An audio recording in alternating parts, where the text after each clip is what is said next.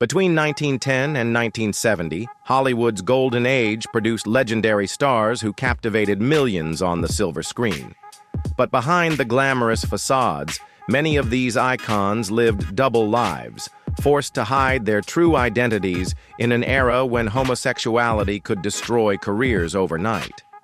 Studio executives wielded iron control, creating fake romances and marriages to protect their investments. The stars we idolized were prisoners of their own fame, trapped between authentic love and professional survival. Tonight, we unveil the hidden stories of 12 legendary performers who paid the ultimate price for living in the shadows of an unforgiving industry. Before we dive into these untold stories, make sure to subscribe and hit that bell icon, because these revelations will forever change how you view Hollywood's most beloved classics. Rudolf Valentino, the great lover's greatest secret. The man who made millions swoon as cinema's first great romantic heartthrob carried a burden that contradicted his public image. Rudolf Valentino's dark eyes and sultry screen presence made him the embodiment of masculine desire, yet whispers followed him everywhere he went. His marriage to actress Jane Acker ended on their wedding night, when she allegedly locked him out of their hotel room, refusing to consummate their union. His second marriage to set designer Natasha Rambova lasted longer but remained mysteriously passionless.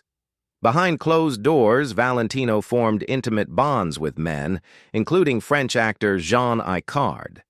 Documents later revealed romantic correspondence between them, filled with passionate declarations that never saw daylight. Valentino's effeminate mannerisms sparked cruel rumors, leading to public challenges of his masculinity. The stress of maintaining his facade while battling constant speculation may have contributed to his early death at 31 from a perforated ulcer, leaving Hollywood to mourn a legend who never truly lived freely. Geer, the activist who chose love over truth. Long before he became America's beloved grandfather on The Waltons, Geer lived a life of passionate activism and hidden romance. In the 1930s, Geer fell deeply in love with Harry Hay, a man who would later become a pioneering gay rights activist. Their relationship burned bright with shared ideals and intimate connection, two men fighting for social justice while navigating their forbidden love. When societal pressure became unbearable, Geer made the agonizing decision to marry actress Herta Ware and start a family. Yet he never deceived his wife about his nature, maintaining honesty within the confines of their unconventional arrangement. Even after their divorce in 1954, Ware remained supportive of Geer's true identity.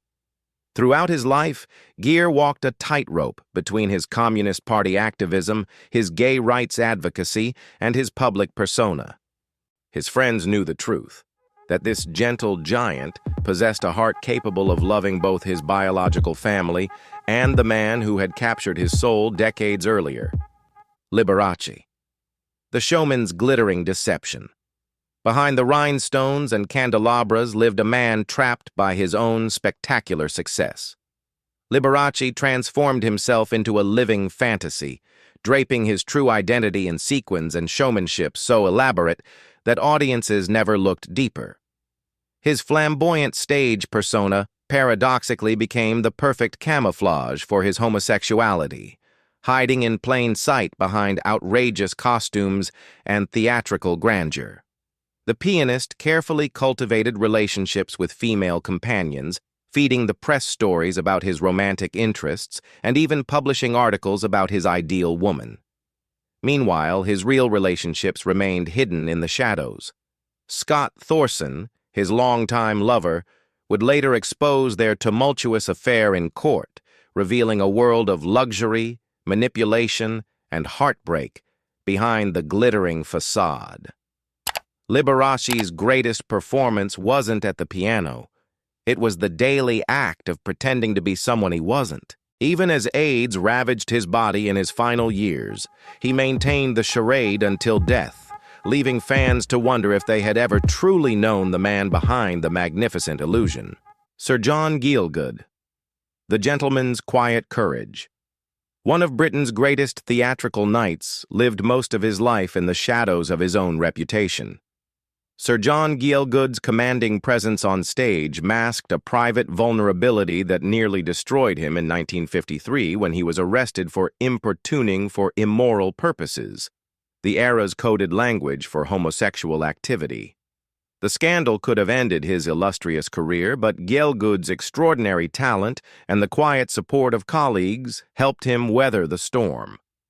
In an industry where discretion meant survival, he learned to navigate the treacherous waters between his artistic brilliance and personal truth.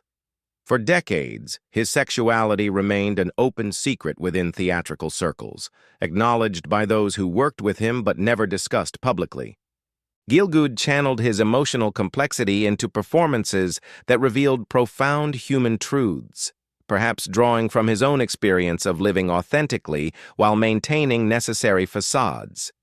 His survival and continued success provided hope for others in similar circumstances, proving that talent and dignity could sometimes triumph over societal prejudice, even when the personal cost remained enormous. Montgomery Clift, the beautiful broken star. Hollywood's most sensitive leading man carried beauty that was both his greatest asset and deepest curse. Montgomery Clift possessed an almost ethereal quality on screen, vulnerable yet magnetic, drawing audiences into performances that felt startlingly real. But behind those soulful eyes lay torment that would ultimately consume him. Clift struggled with bisexuality in an era that demanded clear-cut masculine images. His relationships with both men and women left him emotionally fractured, unable to fully embrace either side of his nature without guilt and confusion. Close friends like Elizabeth Taylor understood his pain, offering sanctuary from a world that refused to accept his complexity. The internal war took its toll through alcohol and prescription drugs, as Clift sought numbness from the constant pressure to hide his authentic self. His 1956 car accident, which shattered his face and required extensive reconstruction, seemed to mirror the internal destruction already taking place. Though he continued acting until his death in 1966, each performance carried the weight of a man slowly destroying himself rather than live dishonestly, yet unable to live openly. Rock Hudson, the perfect leading man's imperfect truth. No star embodied Hollywood's masculine ideal more perfectly than Rock Hudson.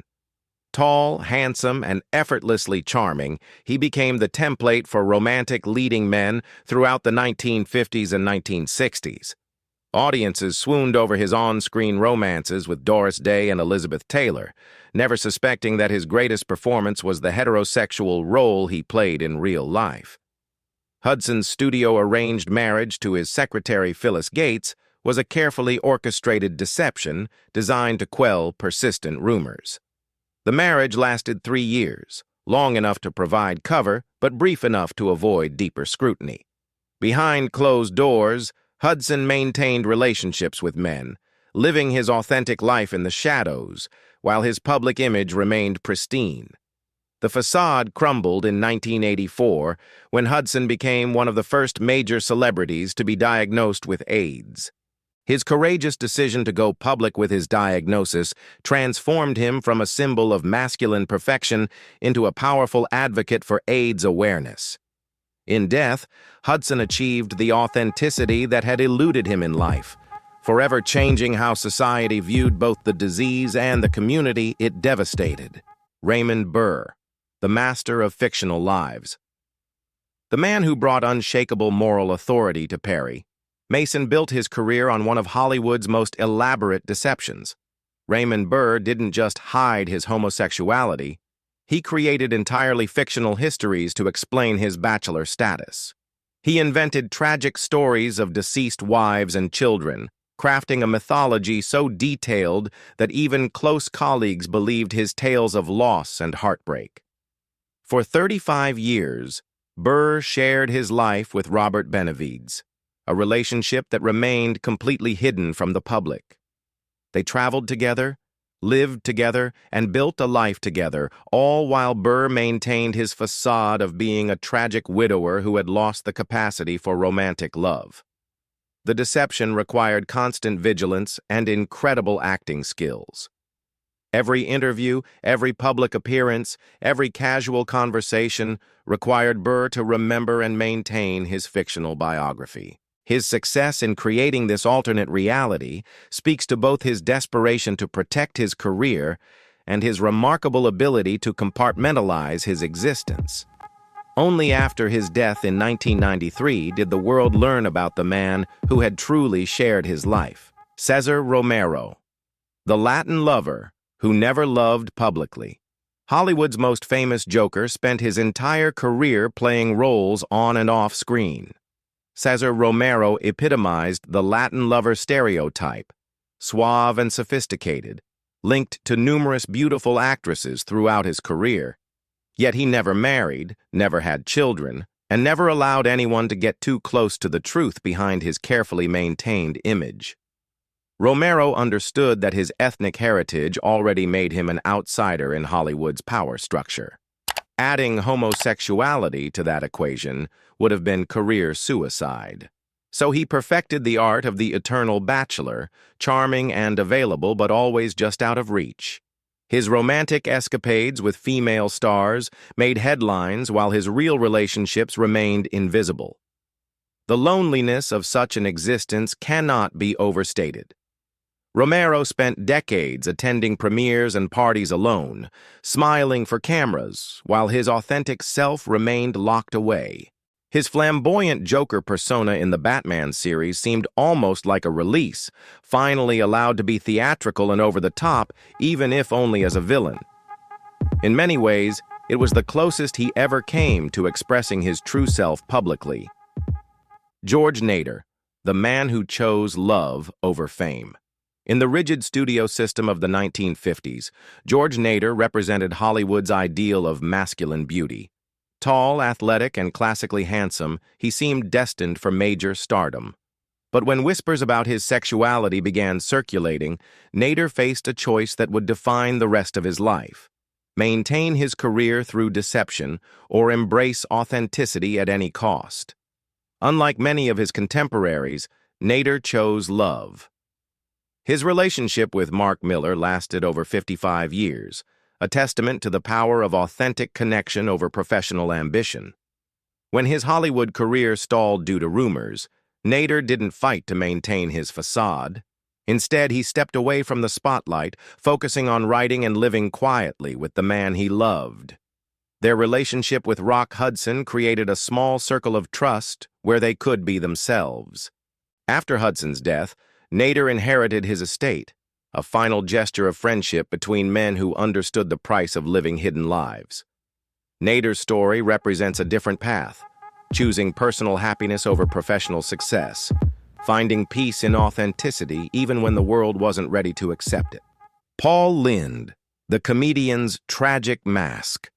Behind Paul Lynde's razor-sharp wit lay a pain that fueled both his comedy and his self-destruction.